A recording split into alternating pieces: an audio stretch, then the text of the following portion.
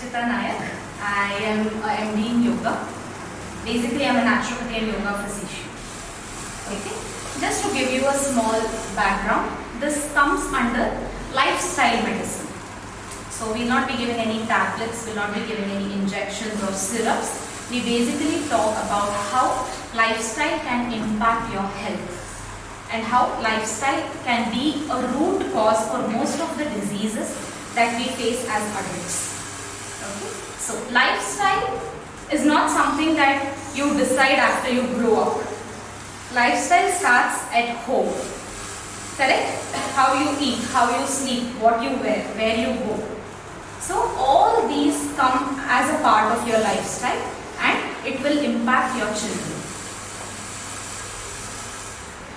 Okay, so let us talk about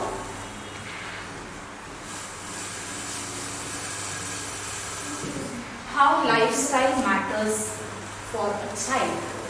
The way you talk in your house, the way you communicate with your child, the way you communicate, and from that is where they learn how to talk. That is where their personality, their behavior and everything forms. Okay? Today you are very stressed, you feel like ordering something on Amazon or Myntra, you just go do it, your child sees it. When the child needs something, the child will demand, I need this. When you feel this is not necessary for the child, you try to explain, you do not need this, will not buy this or will buy it next time. What does the child say? Didn't you do it when you wanted? They did not buy it when you wanted it? They will not accept because they cannot differentiate what is right or what is wrong. They will grasp the raw behavior. Okay? You might have bought something which was necessary for you. Kids, they won't grasp that. They will only grasp when my mother wanted something, she ordered it online and it can come immediately. It is available easily. They do not see the money that goes. They do not see that transaction. They only see if you need a thing, you can buy it. It is easy. Right? So, a very simple thing can affect the behavior of the child. Correct? So, we have 4 important pillars of lifestyle. The first one, let's keep diet as the first pillar. Second one being exercise or physical activity. Third one being rest or sleep. And fourth one, and very popular topic, stress. Do you think children can be stressed? Depends on the age. Okay. And circumstances, how the child handles it. If a child is in a pre-KG, do they feel nervous during exams? Don't they feel nervous during exams? Children can be stressed, but they do not express stress in the same way as us. Okay? What we identify as stress, kids cannot identify it as stress. They have some uneasiness which they don't know how to explain. Have you seen kids who cry before going to school? Mama, today I have stomach pain, I don't want to go. Mama, today I don't feel well, I don't want to go. Have you seen kids do that? It's an expression of stress. They do not want to go. Maybe due to various reasons. They might not like the teacher. They might not like a group of students. Might be they have some issues at school.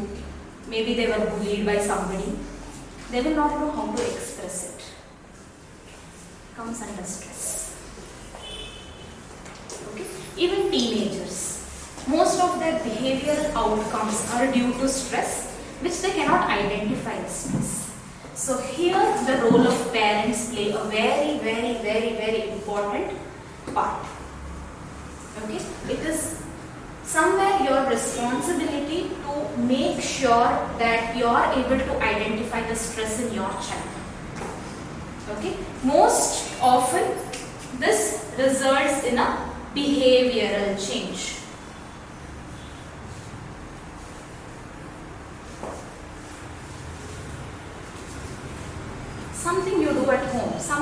teacher told them, it can bring about a change in their behavior.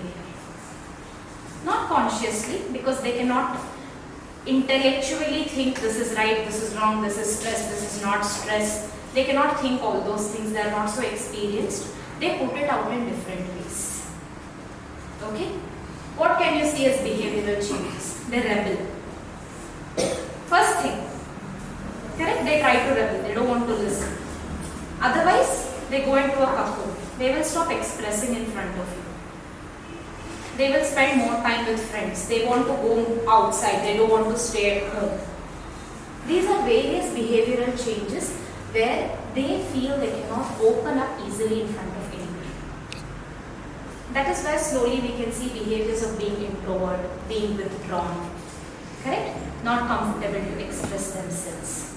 So what we think, in our age we were also like this only. As they grow up, they'll be fine. Correct? You are all grown-ups. Are you 100% fine? No, right? There are problems. But we hesitate to express. Why? Don't you have a right medium to express? Don't you have people to express? We have, but we don't know how to express because we never had that exposure. How do I tell this person I'm not alright? How do I let this person know I'm actually feeling weak? We feel we'll be judged. Correct? We feel our feelings are not accepted in the society or in the family. So, do not create that kind of an environment for your child. Do not lash out at them before they are able to express. Listen to them. Then you think what you would feel when you were in their shoes and then respond. The most common response I have seen parents give is, we also grew up in the same way. We are fine. What is your problem? Do we do this? ನಿಮ್ಮ ಕಾಲದಲ್ಲಿ ನಮ್ಮ ಹತ್ರ phone ಇರಲಿಲ್ಲ, ನಿಮ್ಮ ಕಾಲದಲ್ಲಿ ಈ ತರ TV ಇರಲಿಲ್ಲ, ಈ ತರ ಫೆಸಿಲಿಟೀಸ್ ಇರಲಿಲ್ಲ. Do we say this? Now is it their mistake that the technology has taken over so much? When the child is 2 years old, 3 years old and when the child is crying, you give them the phone. And when the same child is asking for a phone when it grows up at 15, we say, no, I will not give you a phone. Does this happen? Do we do this intentionally? No. But we need to keep these things in mind. We need to be conscious about to what we are exposing our children and how much we are exposing. If you keep them completely away from technology, that is also a problem. Correct? So, how controlled exposure can you give to your child so that they will know what is using and what is misusing? Okay? Why I am talking so much about lifestyle or this is what impacts them when they grow up. Their diet is influenced by advertisements. Their diet is not influenced by the vegetable shops outside your house. Whatever colorful packets, whatever advertisements they see, whatever freebies they see along with the advertisement, you buy a bottle of Bonvita and you will get a cricket bat. That is what attracts them. You cannot bring a sorekai and tell them, see, you eat this, it looks like a cricket bat. You can't do that. You can't advertise a vegetable. Correct? They will learn to eat when they see you eat at home. Right? If you say, I don't like this, I will not eat this, the child will learn the same behavior. Correct? When we say, no, this is healthy for us, let us eat this, the child will learn it. Maybe not immediately, but gradually, yes. So, please understand there is a lot of difference between forcing your child to do something and to teaching your child to do something. If you are forcing your child to do something, they will do it out of fear. Okay? Just because you hit the child cannot hit you back. You scold the child cannot scold you back. Don't make use of that weakness. It is going to cost you later. So see how you can teach your child. Okay? I personally learned eating spinach after watching Popeye. Whenever I used to watch cartoon, I used to see Popeye get all strong eating spinach. That is where I was inspired to eat all green leafy vegetables. Right? That was a good impact. The same thing can happen in a wrong way also. I don't know what kind of cartoons come out these days, but whatever we see in TV, whatever looks colorful, whatever looks attractive, the child will definitely go for it. So how attractive can you make the meals? How colorful can you make? So we had this program called Amma Guma, which happened in summer. It was a yoga and lifestyle session for mother and the kid together. Both have to attend.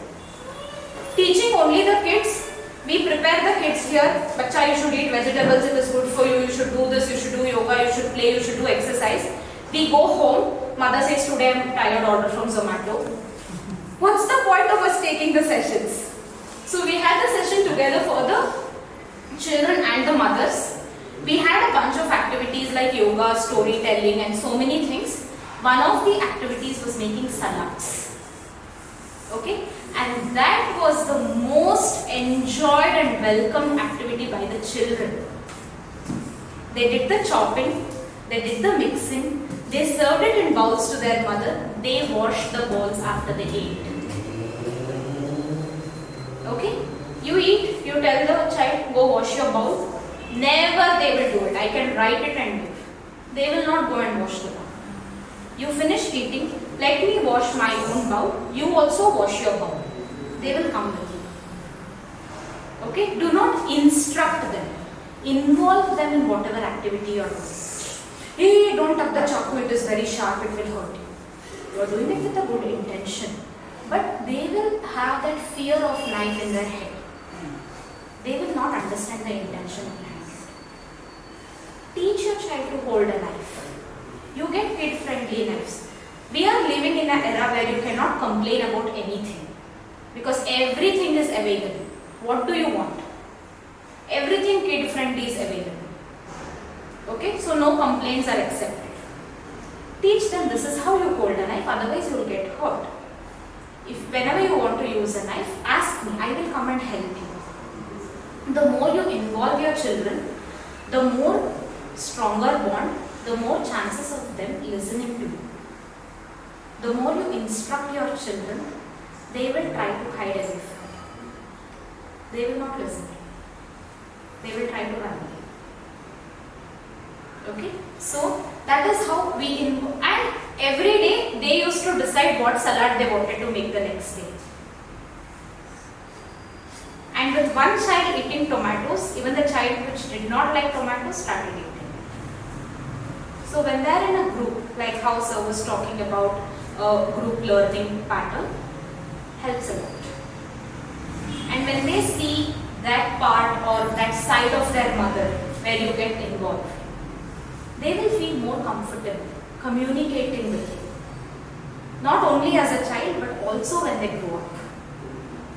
When they are children, they are at your mercy. They don't have any other choice. They will listen to you.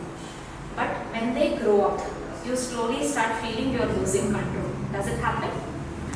Every year passes by, every year goes forward, you feel, okay, my child is not listening to me. He was not like this when he was 6 years old. Now at 10 years, he has changed a lot. 15 years, I guess 20 years, you don't even know where the kid is going, where it is coming. Right? Happens. Happened with you also as kids? Yes? So don't be under the impression that I grew up this way, so my child will also grow up this way. No. You grew up in a different environment, socially and family-wise. The child is growing in a different environment. There is a lot of competition outside that the child is not aware of. Most of your inputs to the child comes from that intention in head. You want the child to learn as much as possible. You want it to be well equipped when it comes out in the world. But kids will only understand the language of love. It will not understand the intention behind your instructions. The more you involve, the more you show love, the more forgiving you are to the child will pick up the same qualities.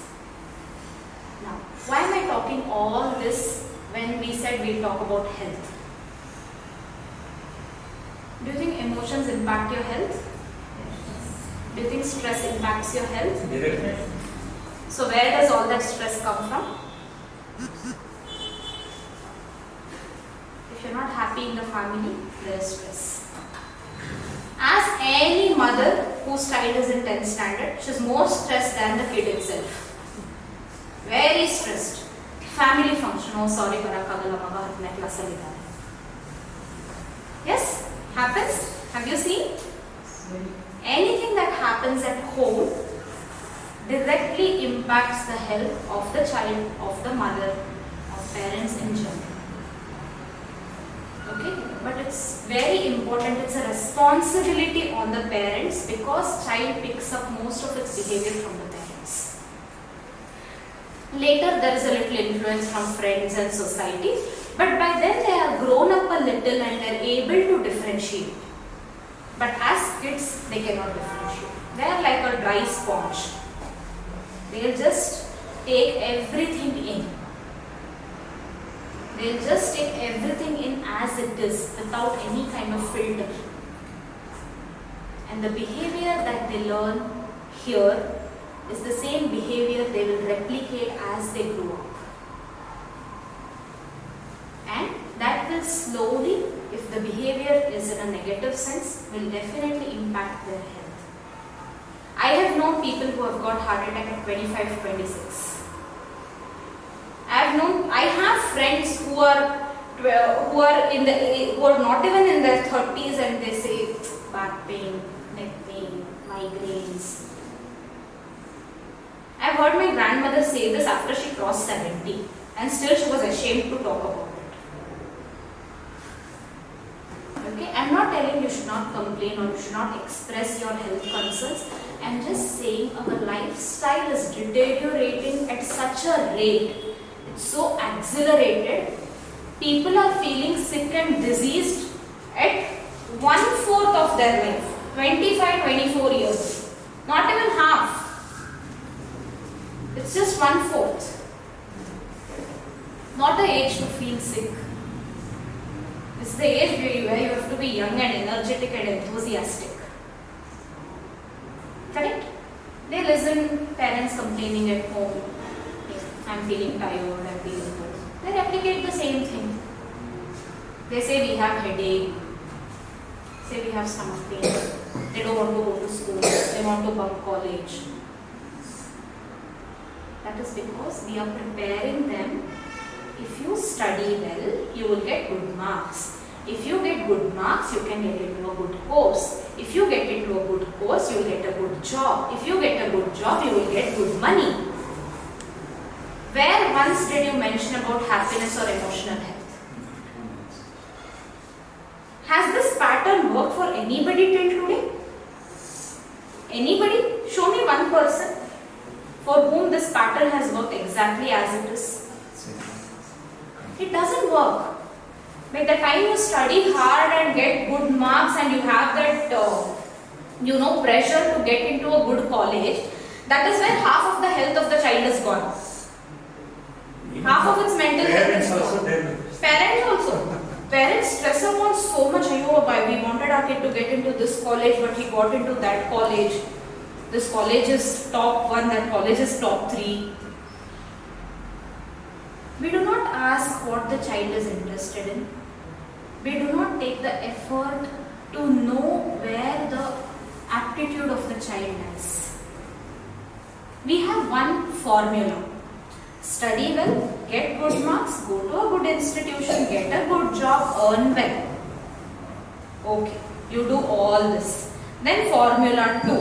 If you are in a good job, you will get a nice girl or a nice guy, then you will have kids and then you will apply formula 1 on them. Where is the role of health here?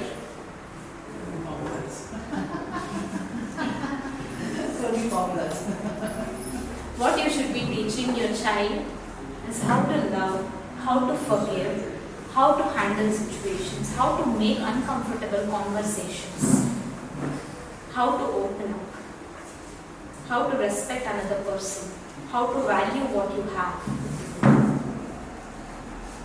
We do not teach any of this, but when the child grows up, we will complain about all this. My child doesn't know the value of this. Where did they learn it from? Right? So, the behavior they learn as children will be repeated as they become adults, slowly leading to all these different things where they are stressed all the time. 24 into 7, 365 days. And then we say, Papa 30 ವರ್ಷಕ್ಕೆ diabetes ಬಂತು. Right? ಇನ್ನೂ 40 ಆಗಿಲ್ಲ hypertension ಅಂತೆ, BP ಅಂತ. That is because of the kind of formulas we are feeding to them. This is how you are supposed to live. There is no other way. There are no other options. Correct? It's okay to bunk a sports period, but not okay to bunk a maths class. Yes or no?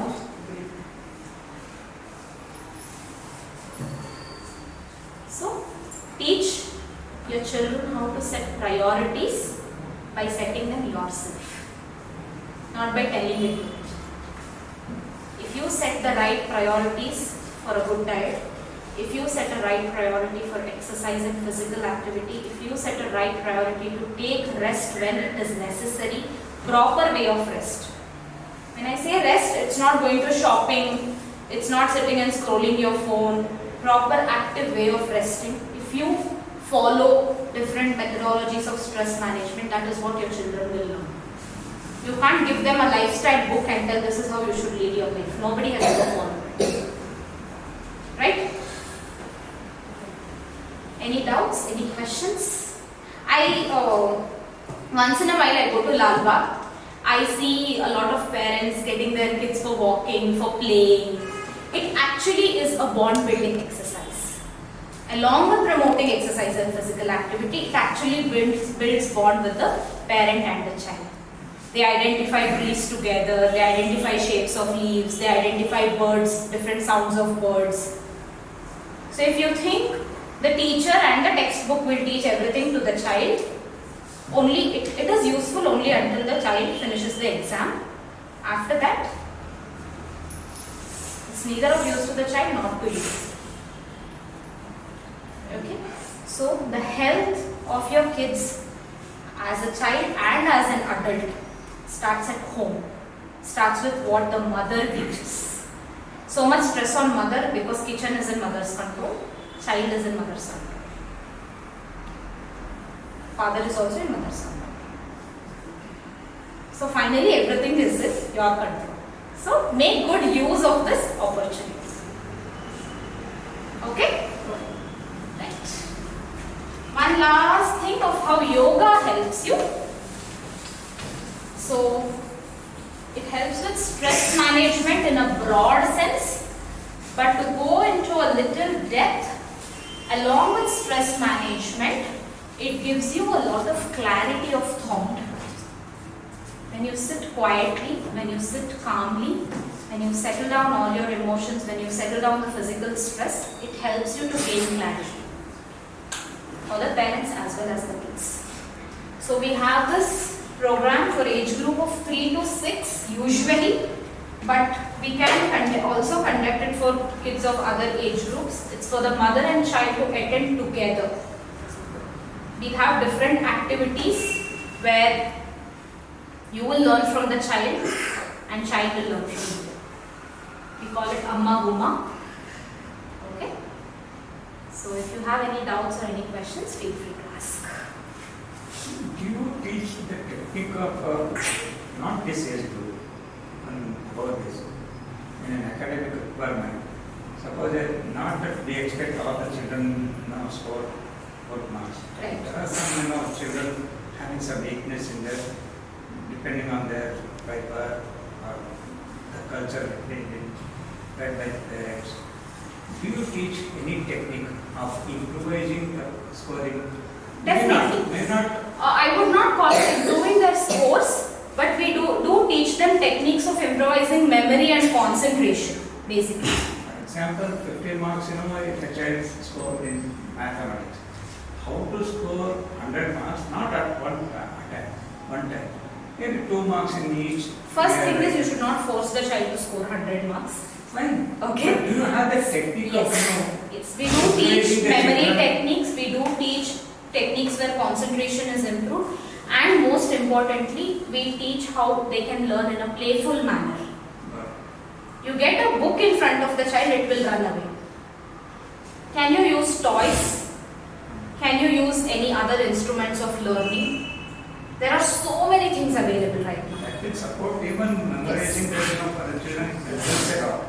So, trying different teaching method. A same teaching method will not apply to all children. Not everybody will enjoy the same method. So, if you can identify what method your child likes to learn in. If they do not want to read a book, can you read it out for them? Do they like listening to it? Or do they like learning in a playful manner? There are kids who like to sit and read also. They can do that. So, identify what kind of pattern your child is showing, what it is showing interest towards, and you can adapt that method to teach your child. Or you can use a little bit from all the methods. There will be a variety. The child will enjoy that also. Okay? Right? Thank you for giving me your precious time. I hope what we spoke was of use to you. Yeah, sure. Okay? Thank you.